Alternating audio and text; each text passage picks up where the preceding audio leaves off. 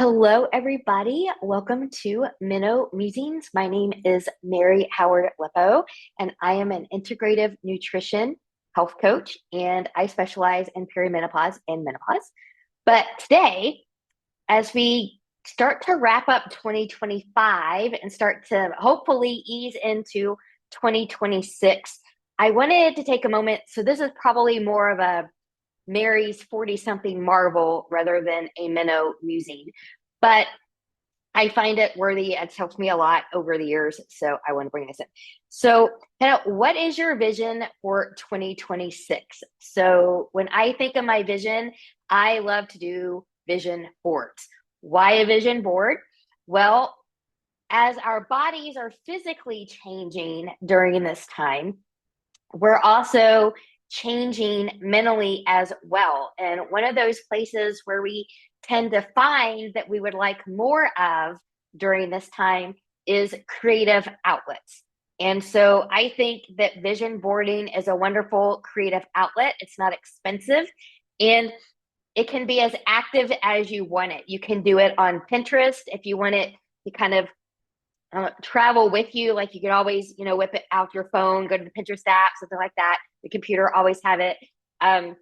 Nobody has to really know what you're doing on your Pinterest board. You can always lock it down and then nobody can see it. Or you're like, no, I want everybody to see what my vision is for the next year or this season of my life or what have you. So I really like vision boards as that creative outlet.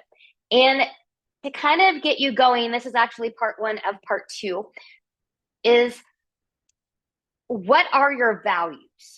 So kind of start there if you're at a loss. What are your values? So for me, my values are family, health, beauty, and that can mean, different things, maybe beautiful clothes, looking well in my clothes. It could be skincare. It can be, just seeing the beauty of nature being in that. It can be a whole lot of different things.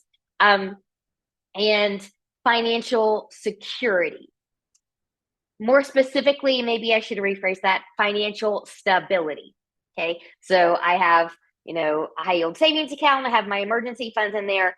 And then I also try to spend less than what I bring in. So finances, those kinds of things. So what are your values?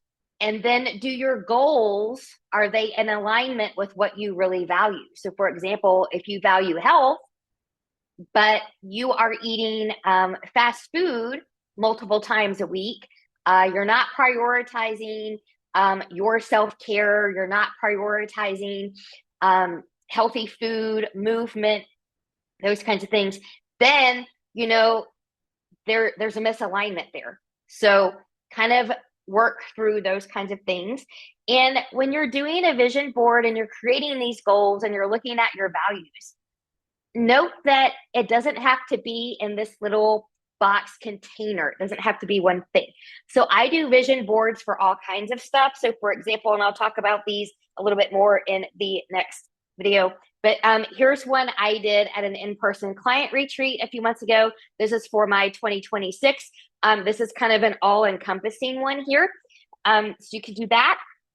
This is one that I did a couple years ago that is just based around my travel goals. So you can do one just based around that. And this is another one that I did that same year around things that I needed or wanted to improve in and outside of my home. So I've got the exterior stuff, kind of gardening, and then I've got some interior stuff like replacing windows, that sort of thing that I wanted to do. So it can be different things. It can be all in one. There are really no limits and no rules, but this is part one of vision boarding and just finding that creative outlet for you going into 2026. And my next video in part two will get a little bit more specific about things that you could put on there. So I hope you enjoyed this one, and I'll see you in the next one.